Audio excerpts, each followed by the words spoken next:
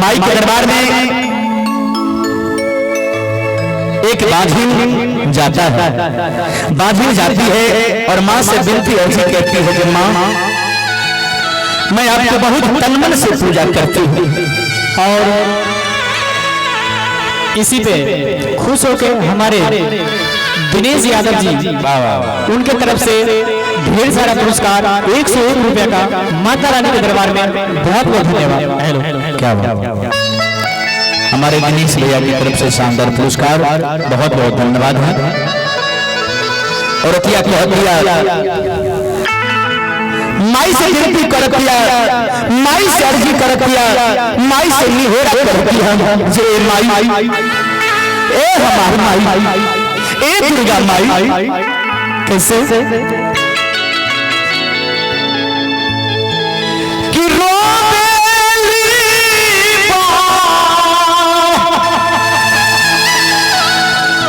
आधिरिया ये माईया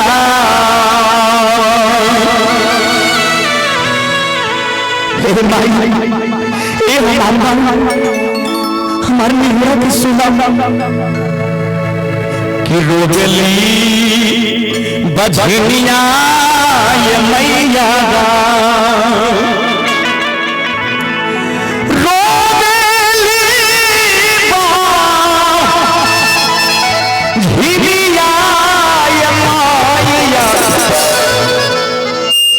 तोहारो बावरिया तोहारो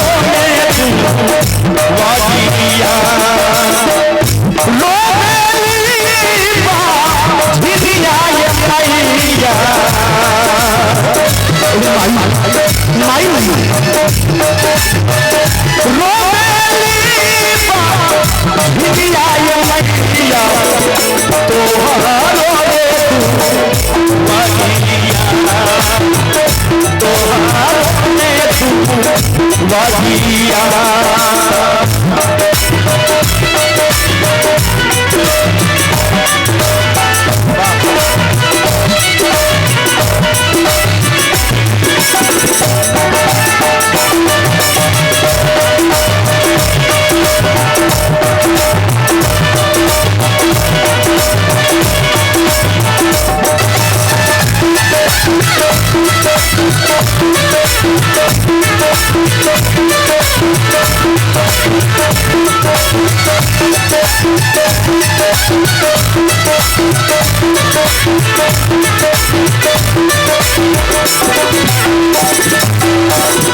केनिए साधे रतू केनिए साधे रतू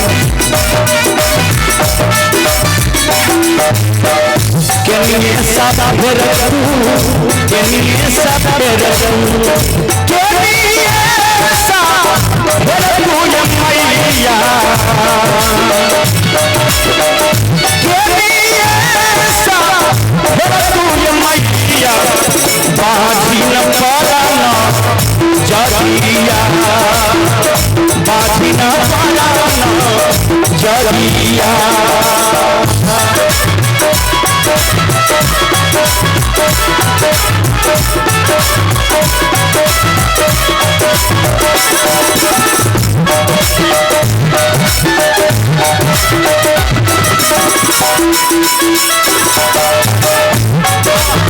बहुत बढ़िया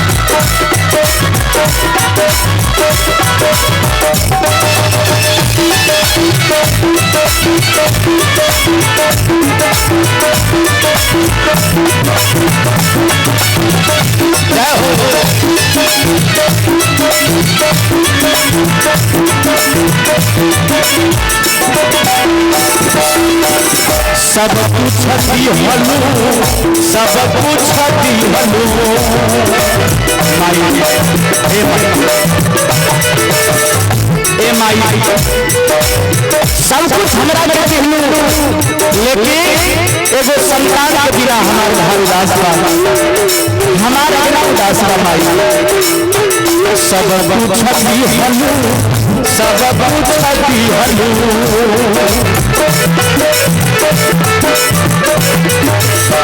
सब कुछ मैया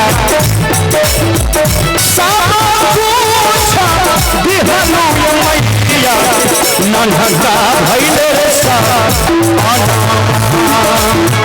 नन्हका भैले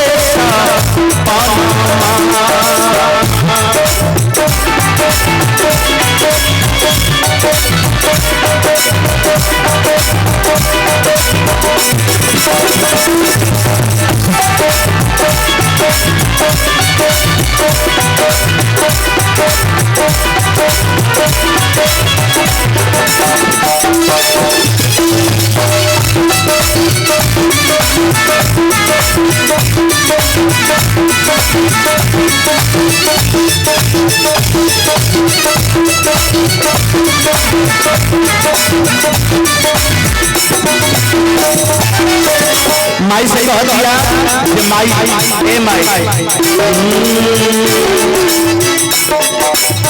केहू नहीं बोलेला केहू नहीं बोलेला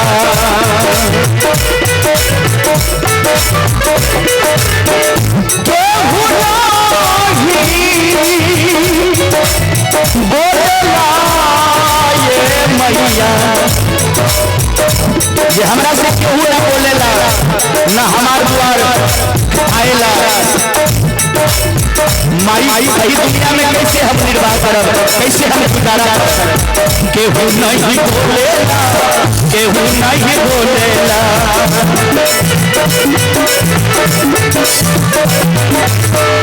केहू नहीं बोलेला ये मैया भरा मुँह से बोलिया भरा मुँह से बोलिया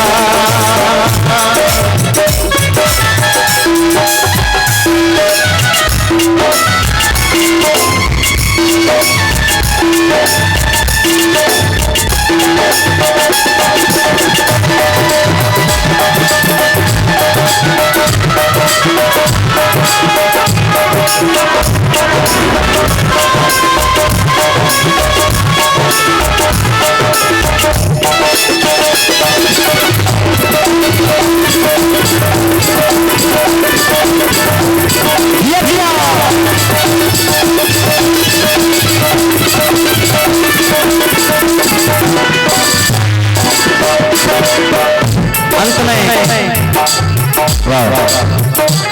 एक और प्यारा सा पुरस्कार है आप हैं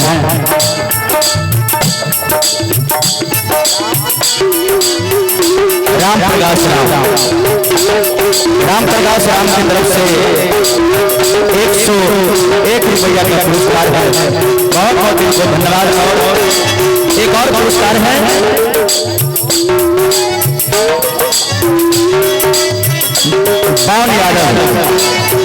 बावन यादव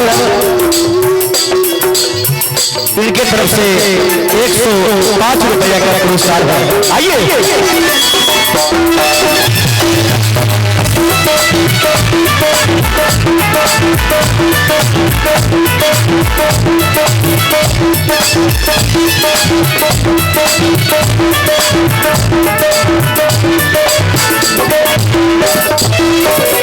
और एक और पुरस्कार है हरि कृष्ण यादव जी। देखियो हिनको नहीं रहल गेल कहलखिन सब दान पुण्य करे से हम किया पाछे रह हमहू दान पुण्य कर ले छी। हरि कृष्ण यादव जी के तरफ से भी शानदार 105 रुपया का पुरस्कार। बहुत बहुत धन्यवाद। माई सदा सुखी रखे। शंभू यादव शंभू यादव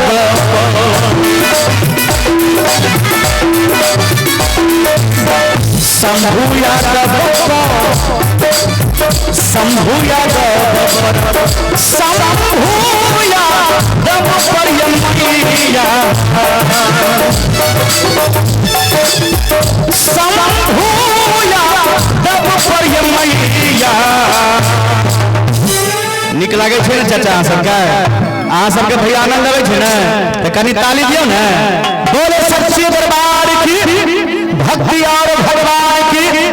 कने एक बार दोनों हाथ फाड़ करिए तब देखिए किनका किनका निक लागे। हाँ जिसका हाथ सबसे ऊपर उसका तकदीर सबसे ऊपर और जिसका हाथ नीचे उनका तकदीर ही इस मंच के पीछे। एक बार जोरदार ताली बजा के बोले दुर्गा मैया की संभूया हाथ पर ये मैया। आइए फेर तू ये न जगिया, फेर तू ये न जगिया।